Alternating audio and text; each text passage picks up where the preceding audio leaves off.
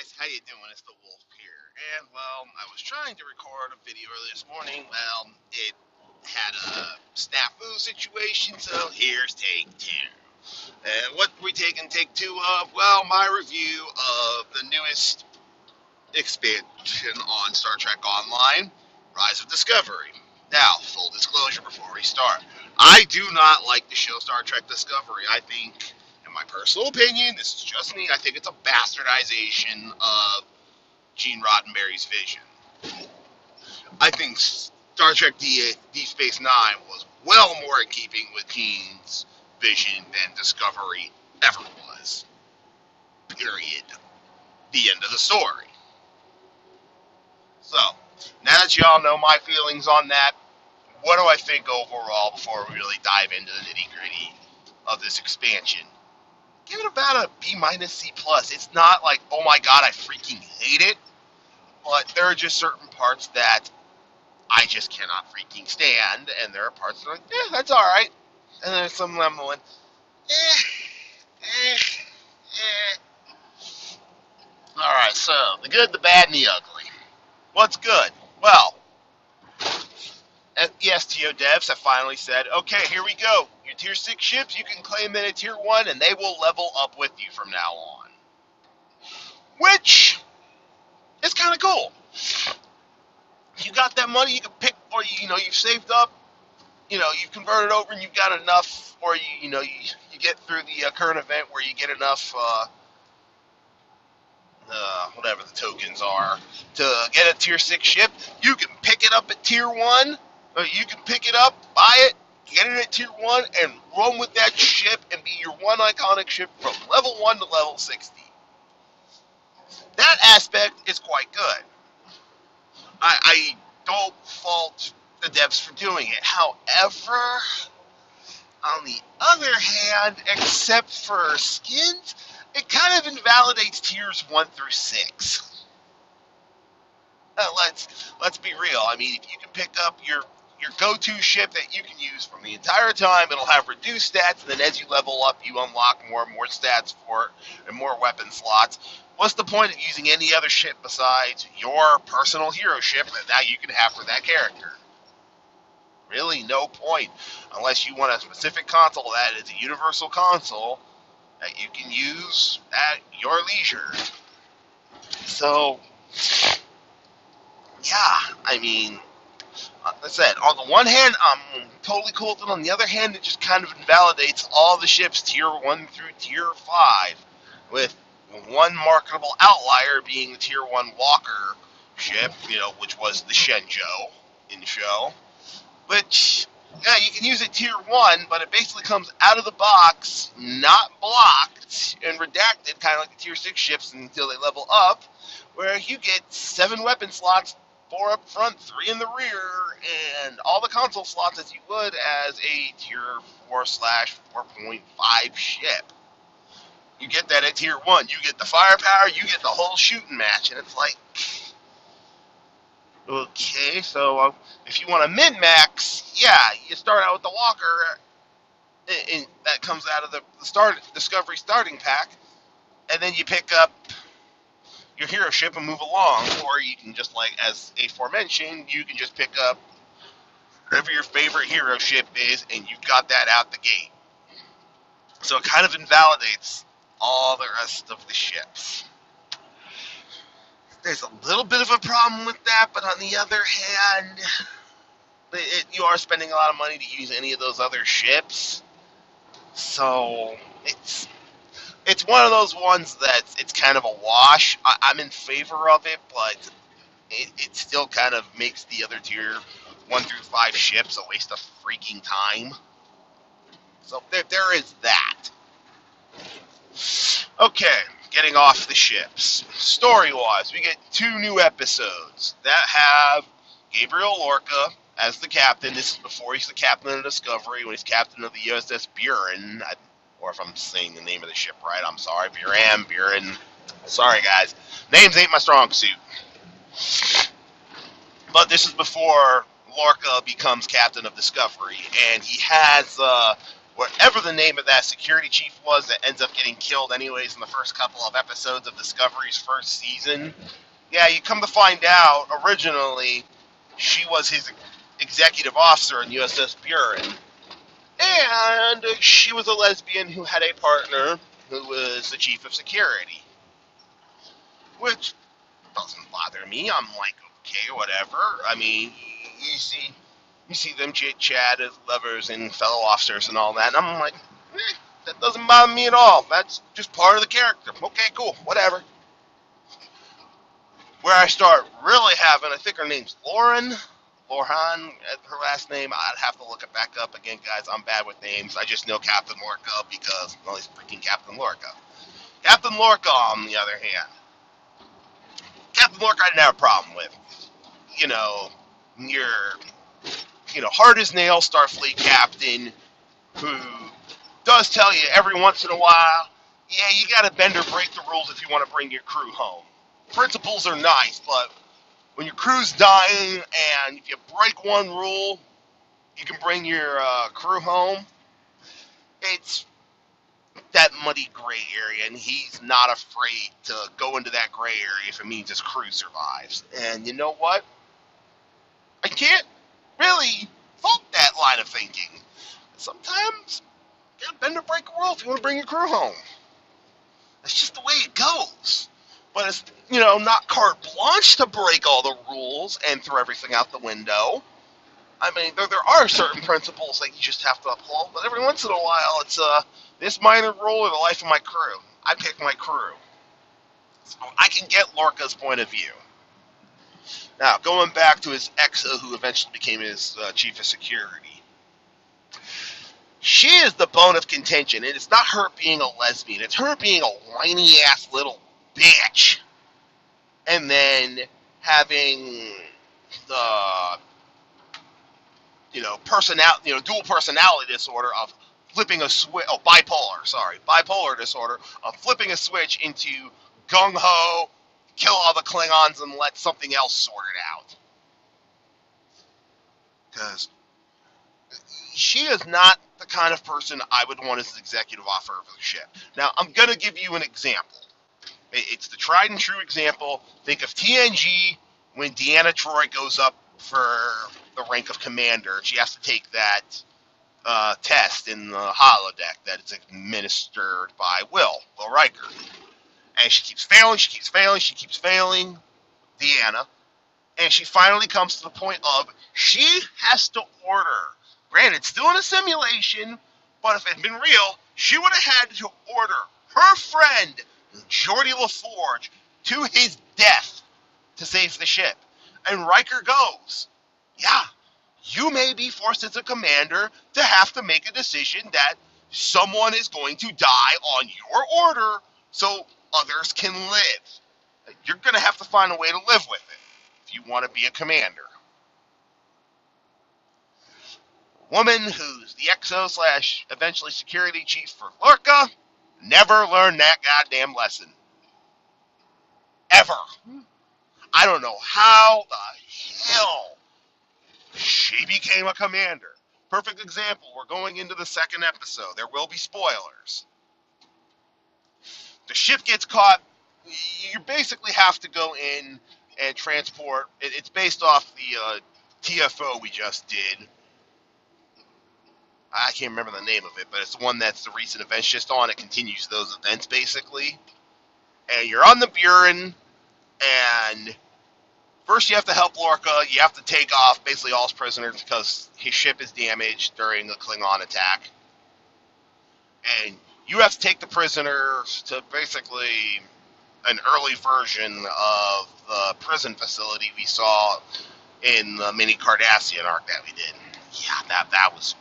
Except instead of having a holographic warden, you have a real warden who the Commander Lauren has already served with, and this guy is basically, I will protect the Federation at any cost, and I will break all the rules to do it. Because principles are nice, but we're being killed by the Klingons. I'll throw principles out the window.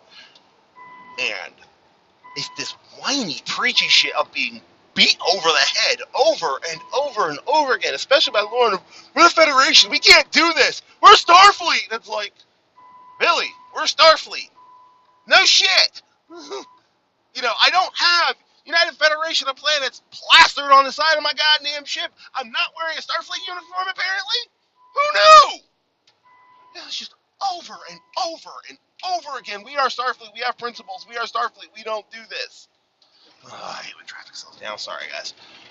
But over and over and over again, it's like, oh my God, will you shut up?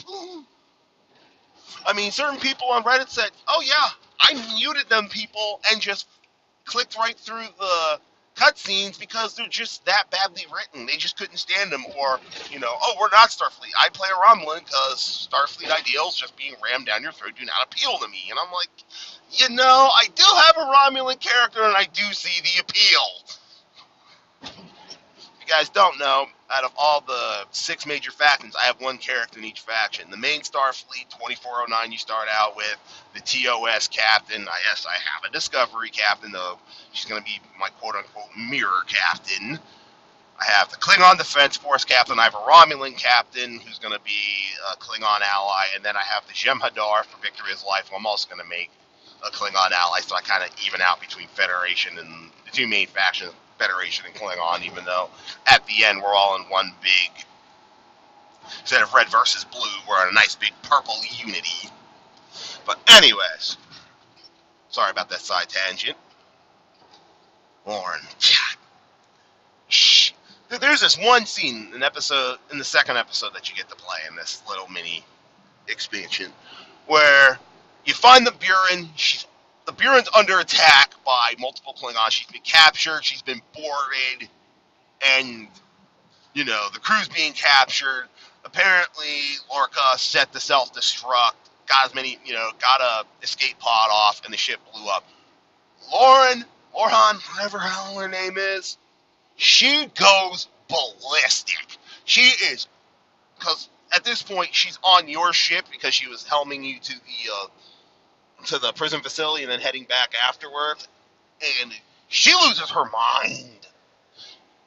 She literally breaks down in hysterics. She's screaming, "Oh my God, the ship, the crew, my family, oh my God!" It's like, bitch, we're still in a combat situation. Get a hold of yourself. Are you a Starfleet officer or a fucking child? Are you a commander or some, ADD child? Get a grip. Yes, your ship is down and a lot of the crew is probably dead. Mortem later, we're still in a combat scenario, and hey, maybe, just maybe, we can look for survivors. And she finally comes to a realization after about 45 seconds of hysterics. She finally comes around of, oh, I'm a commander. Oh, maybe I should start looking for survivors. And the truth of it all was, she maybe gave a crap about the crew, but she was more pining, whining, and crying over her girlfriend, I think at the time, because they were talking about, going to the bridal shop and, trying to find a venue and all that. She was more whining about, her significant other than the crew that she's the executive officer for. And it's a constant thing throughout the episode because we come to find out Lorca's wounded, and we're in the middle of an ion storm, and we can't leave. Then your ship still has to stand guard and can't leave. So they take a shuttle. You go along with a couple of crew members to get Lorca to help because you can't leave in your ship. And your ship just doesn't have the medical facilities for him, though somehow he survives just fine for days trapped on a world. Because you take the shuttle out, a Klingon bird of prey, and God, the Klingon aesthetics from Star Trek Discovery Season 1 are still there. They're so ugly! Sorry, rant, I know. I know, it's kind of long-winded, guys, but roll with me here. You get shot down, you come down, you crash, you're on a P-class planet, which basically is an ice ball.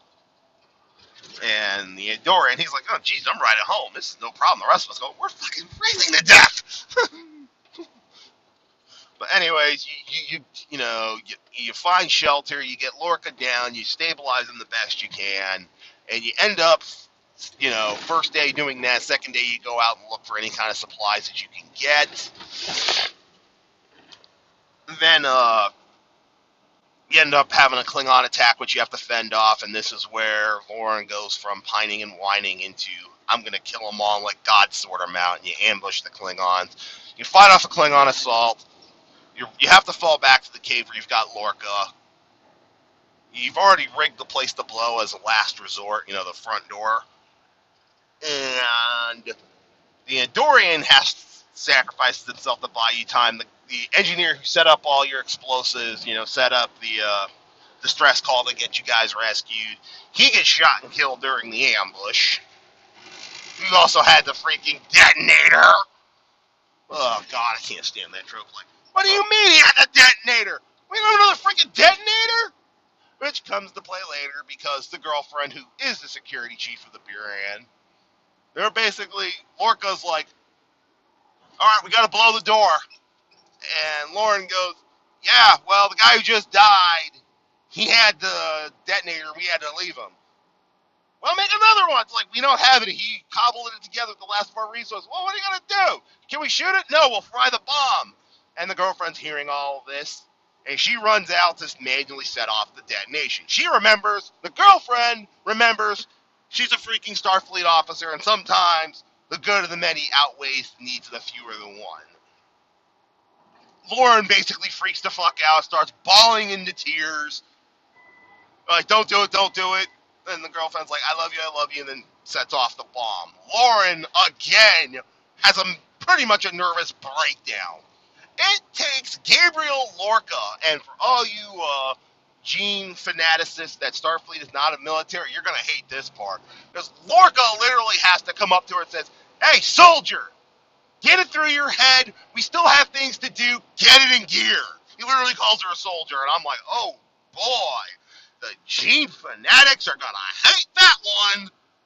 Which, sorry, Lorca ain't wrong. Starfleet is a military, whether you like it or not. But all you Gene purists are going to hear that. That's going to be like nails on a freaking chalkboard for you.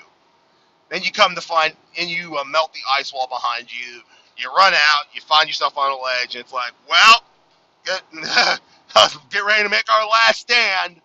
And then a Federation shuttle shows up, evacs you. You get Lorca to safety, and then a time jumps later where she took up becoming chief of security for her girlfriend, how much she misses her, and it's like, oh my God, the melodrama out of this whiny ass commander who does not deserve her rank because she doesn't act like a fucking commander. Deanna Troi was a better commander than this whiny little bitch. That's how bad the XO who becomes the chief security, who you all get to meet for like 2 episodes, who gets killed and I think eaten by the tardigrade on Discovery. Yeah, that's how lame of a character she is. The entire time, I just wanted to grab her and slap her and be like, are you a child or a Starfleet officer? Get your act together and let's get going. We don't have time for you to sit here, bitch, whine, and complain.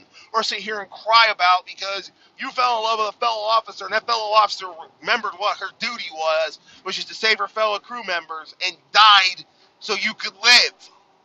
That you stop pining for her and start honoring her sacrifice. Fuck! This is probably one of the biggest reasons why I cannot stand Discovery and any of the writing attached with it.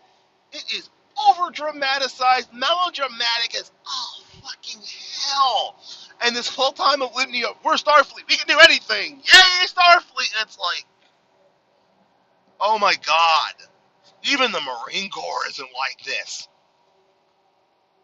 It's that freaking bad.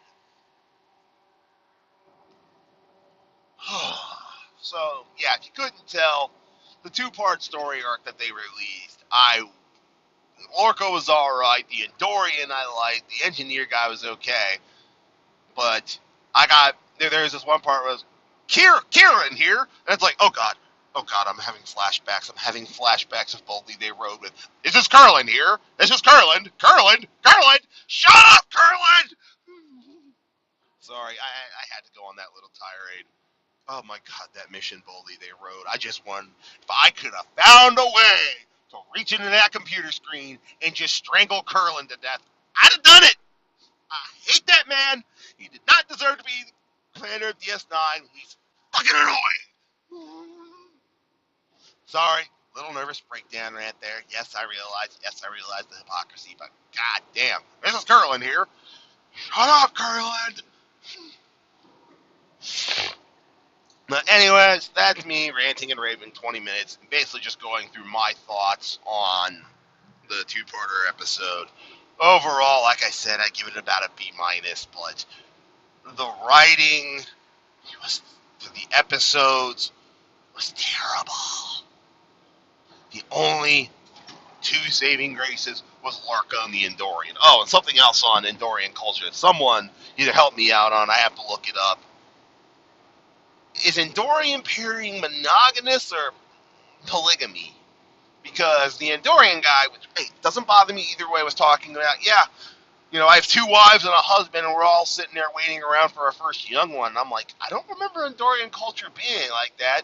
If it is, well, it doesn't matter. It's an alien culture, so good for them. If not, that's a hell of a freaking retcon. So someone else who's a little more versed in Star Trek lore, help me out there.